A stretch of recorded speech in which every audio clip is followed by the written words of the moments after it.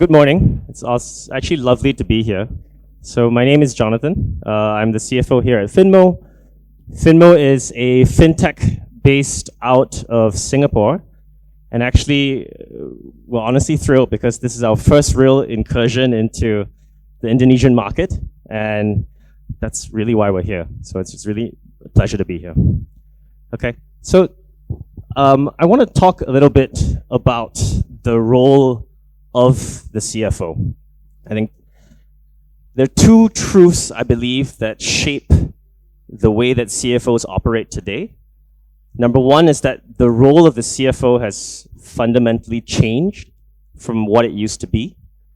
And number two is that the world has changed.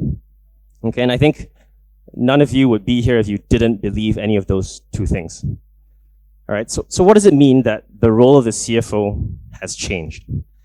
I think if you think back to, 5, 10, 15 years ago, I think the person standing here in this role probably, first of all, would not just be wearing a polo shirt, right, with the company logo on the front, okay? And it's more than that, though. Jokes aside on personal dress code, I think the CFO of the past or the CFO of yesteryear tended to have a fairly predictable background. And what do I mean by that? I mean the CFO of yesteryear probably started his or her career in an audit firm, spent anywhere from 5 to 10 to 15 years in that cycle of managing audits and causing, quite frankly, great pain and frustration to their clients by giving them extensive PBC lists or information request lists, a process by which I think you guys are all familiar. Right? And that individual would have made their way up through the ranks, slowly but surely, to end up on the other side of the table from the auditors, being equally frustrated and struggling and being grilled because they're the ones receiving the PBC list and the information request list. All right, it's that cycle of financial services that you guys are probably familiar with. All right, why do I say all this? I say all this because I think in years past, the role of the CFO is in many ways a compliance one. All right, the CFO is the financial steward of the books, and they're the gatekeeper of the bank accounts. In many ways. They go through a repetitive cycle of ensuring that the monthly close, the quarterly budget, and the annual audits are completed on time. In many ways, it was about control. Now today, I think that role is vastly different. I'm sure many of you have a seat at the executive table, not because you're there to control the company. You're there as a voice of change, a voice of progress, and actually a voice of growth. That means, as the CFO, you're required not just to play the role of ensuring financial and regulatory compliance, you are now playing the role of having to identify and exploit growth opportunities for your business, more so than ever. You identify growth opportunities either through inorganic, through organic growth, through new market opportunities, and even just identifying which parts of the P&L can be optimized. And that's expected of you. Now, why is that strange? So to me, that's strange because what I mentioned first, as the financial steward of the books, and second, as the agent of change and growth in your company are actually, in some ways, competing priorities. In many ways, they are. How many times have you perhaps been in situations where you're expected to expand into a new market at speed, only to realize that you've forgotten about, withholding tax, right? I think it's a problem probably many of us have faced, right? I always like to think of tax as like the forgotten stepchild of the finance function in many ways. Okay? So that is the role of the CFO today is a lot more dynamic than it used to be, and it's a lot more challenging. But that's not all.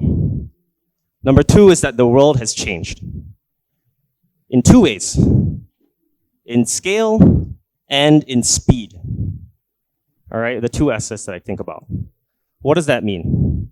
If I think about speed, you guys are all aware.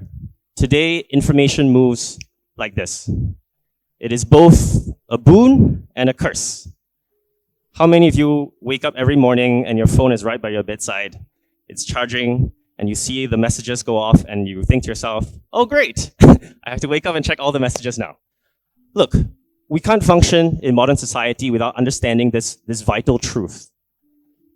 We are lucky to be able to receive data and receive information at speed, but then what is expected of you is you can have to respond with equal swiftness. Without that, unfortunately in today's environment, CFO or otherwise, you will be left behind. Now, what is the other fundamental truth about the way the world has changed?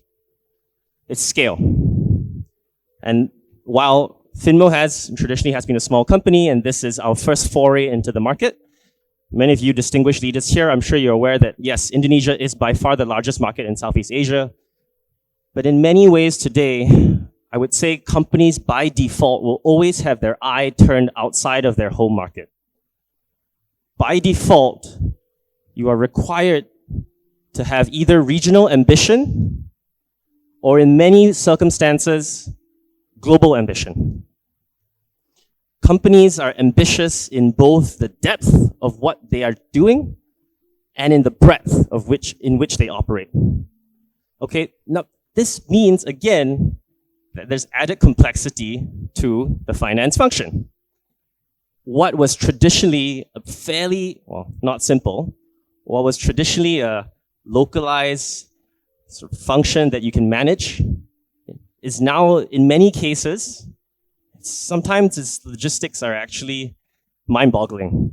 Your finance function ends up being a global scale coordination effort across time zones and teams and managed via video conference. But that's the reality of, I think, the world that we live in today. Okay. So I want to bring in a bit of my story and how I saw these challenges unfold in our journey from a small startup to a slightly larger startup, and what that entailed for us, and how did we solve those challenges. Okay, when I first joined Finmo, it was a pre-revenue, pre-product company that had raised a little bit of seed capital on the basis of charming founders and some very nice jazzy slides, okay? This meant that when I came in as the CFO, there's no team, there's no finance team, there were no systems, there was barely even an invoicing engine, okay? But again, in today's environment, that is no barrier to growth, and that should not be a barrier to growth. As a tech company based out of Singapore, small but with very ambitious, the goals given to me were, hey, we're starting, I know that there's nothing in place, but we want to expand into 6 countries, not just Southeast Asia, 6 countries globally within 12 months. That, and make sure that we're compliant. Make sure that we're still keeping the books in good order, and so on. Honestly, I looked at it, I said, I don't know if this is possible, all right? But we managed to do it. We managed to do it to achieve our goal of expanding into 6 different countries in 12 months, and we even turned profitable midway through. Now, you're gonna ask me what that secret sauce is, obviously, and I'm going to tell you. For us, at least, as a tech company through and through, it's actually through data. More than anything else, it was the magic of data. So I think a lot of us have been here and been through different cycles and so on, and especially in the tech industry, or the tech ecosystem, we tend to find that no company is strictly a single type of company. What do I mean by that? I mean, when you incorporate a company, you probably have to put a business purpose in that incorporation doc. It could be e-commerce, it could be manufacturing, logistics, electronics, fintech, software. But the truth is, every company in today's environment is usually expected to be two companies. Now, what do I mean by that? You have a primary purpose, which is e-commerce or logistics or manufacturing, and you have a secondary purpose, which is going to have a tech angle to it. 5, 10 years ago, I think every company was expected to be a fintech company, or every company was going to be a fintech company. Even if you were just in logistics, you were going to explore payments. Even if you were just in e-commerce, you're going to explore lending as an additional revenue driver. I don't know how that has played out necessarily, but I know for sure that if you fast forward to today's environment, many of you, I don't know, every company is also supposed to be an AI company. So your primary purpose is logistics or manufacturing or sale or shoe sales, but your secondary purpose is going to be a fintech or AI company. And in many cases, actually, the board demands that you reverse those two. So now you're looking at your primary purpose is actually AI company, and your secondary purpose is a logistics company, especially in the tech environment. Okay. Now, I don't know if any of that is true. We'll see how those theses play out. But I do believe in one thing, which I think is that fundamentally, every company in this day and age actually does need to be a data company. And any leader, finance or otherwise, who is not leveraging data strategically, you will be left behind.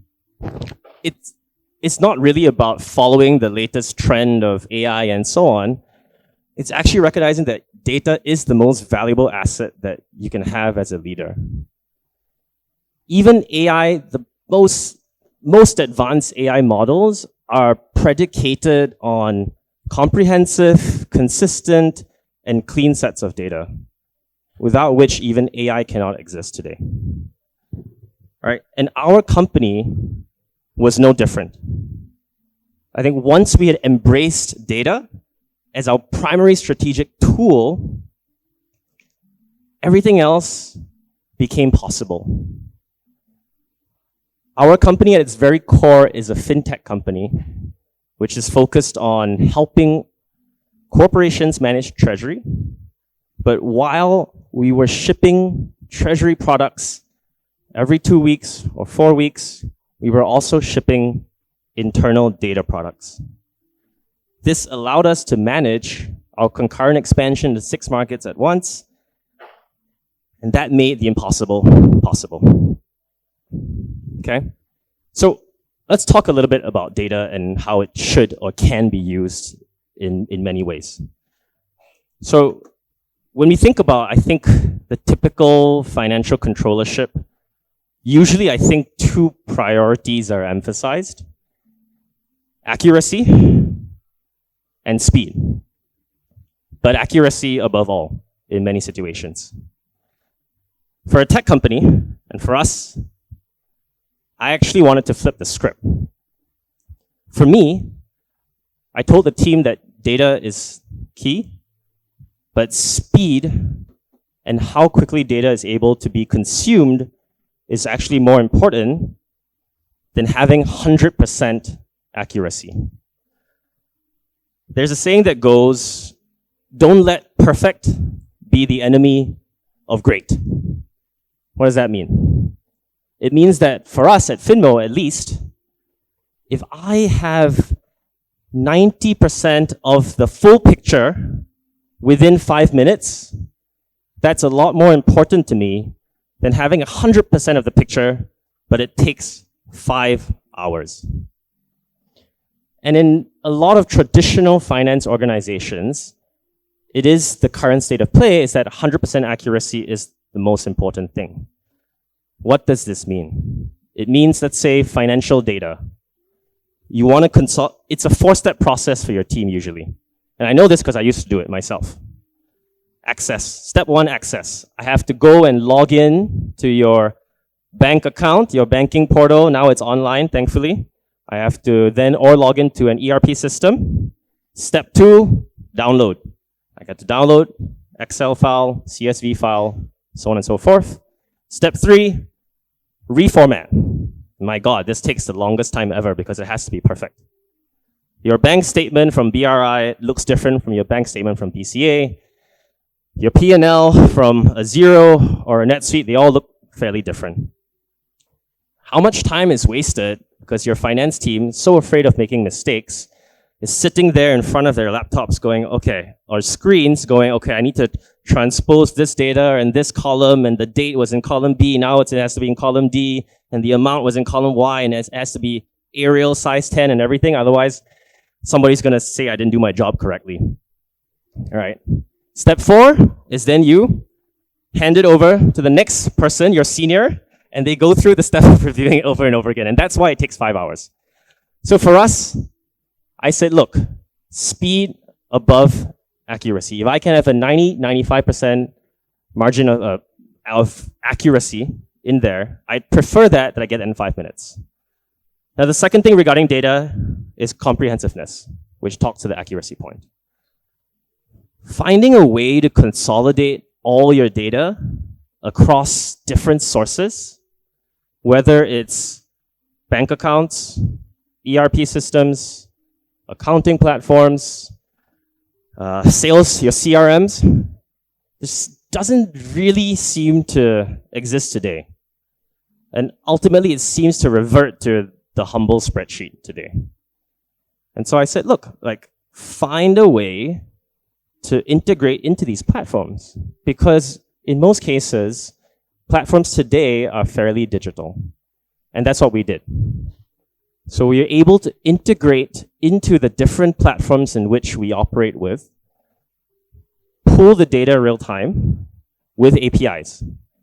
Happy to explain APIs as a separate session if anyone needs that.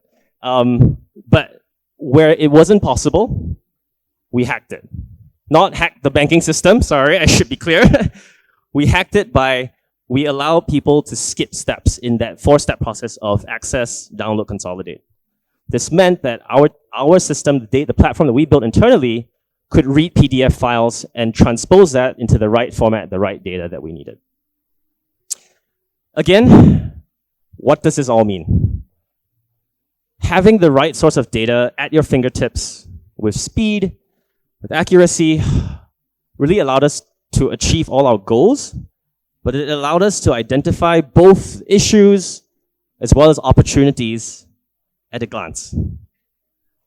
That data platform internally became the single source of truth, as opposed to a spreadsheet that is prone to manual errors. Now, this was actually both, it enabled the teams, and not just the finance teams, to have both growth and control in equal measure. Which, if you think back to my original point at the beginning, that's ultimately, I think, what CFOs today grapple with. Retaining control while also inspiring growth. So our platform enabled sales teams to look at their commissions real time. They could look at their pipeline and the impact of the pipeline. Executives could look at which entities were performing better, market opportunities, currency volatility that could be managed. And compliance was still there. Approval matrices could still be in place. Cost centers could be analyzed. And the platform became a bit of a lodestar or a North Star, not just for the finance team, actually for the whole company. And ultimately, this transformed our business. So this story, I hope it leads to basically one conclusion that I would like to get across, at least despite talking for a good number of minutes. I think as finance leaders or as leaders in your company, you have to befriend data at all costs, which is not actually just a matter of bringing in SAP or NetSuite or the next shiny fancy thing. It is actually that the CFO needs to inculcate a culture shift. Now, if you look at a lot of tech companies today, and actually, you know what, a lot of modern day companies with finance function, and you look at the structure of that finance org, I think you'll find that you'll see a lot of similarities, obviously. Financial controllership, FP&A, strategic finance, tax, my lovely forgotten stepchild, And you also see in a lot of cases this BI unit that is now attached to the finance function as opposed to maybe the tech function. BI is business intelligence. And because I think a lot of modern day CEOs recognize that having that team sit within the finance function actually helps you grasp the data in a more effective way. So what again, cultural shift that needs to happen is that CFOs need to invest in data infrastructure as a strategic priority, as a cultural mentality within your organization. It cannot just be a tool that we use when it benefits us. And that also means that within the organization, the culture needs, everybody needs to have data literacy, as I like to call it. Understanding what it means and then using it on a day-to-day basis. Doing all this, I think, then allows you to both grapple with the existing challenges of the CFO role, as well as embrace any potential challenges you have as a CFO of the future. Thank you.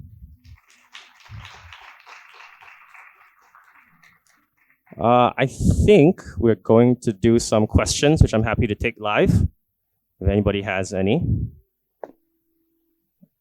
And if there aren't, again, really happy to be here. Thank you for having me.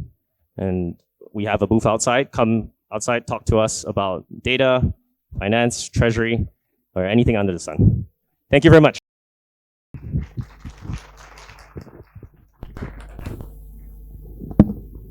Thank you, Jonathan.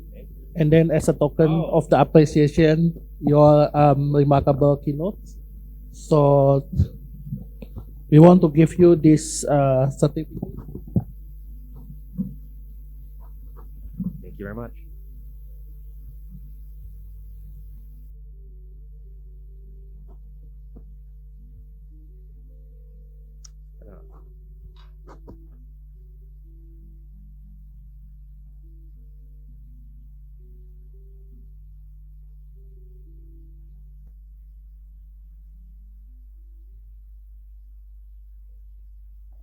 Thank you very much. Thank you very much.